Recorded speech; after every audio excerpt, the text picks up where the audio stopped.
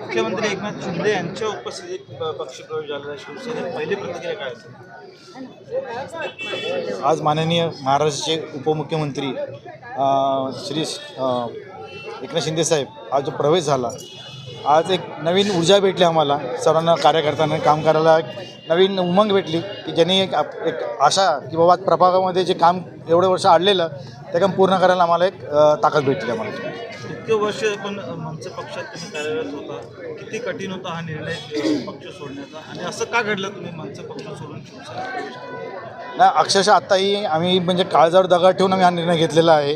काय एक निर्णय घ्यायचा गेलो चुका नव्हतं की ज्या घरामध्ये 20 वर्ष संसार केलेला आणि तिकडनं घर सोडून यायचं एक खायची गोष्ट नव्हती, पण तरी पण एक कधी कधी काही गोष्टी चांगलं करण्यासाठी कठोर निर्णय घ्यायला लागतो, म्हणून हा निर्णय आम्ही घेतला.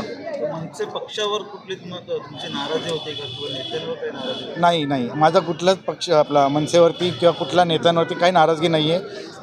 माझे ते मित्र आजही पहिली होते, आजही आहेत आणि उद्याही राहणार माझे मित्र ते. पुढची वाटचाल काय? तसं तर बघू आता साहेब कशी वाटचाल देते आपल्याला. नगरसेवकसाठी माननीय कौशल्य देसाईसाठी पूर्ण ताकदीने निवडून आणायचं आहे, पुन्हा पॅनल आणायचं आहे आपल्याला, त्याची पुन्हा आम्ही तयारी करतो.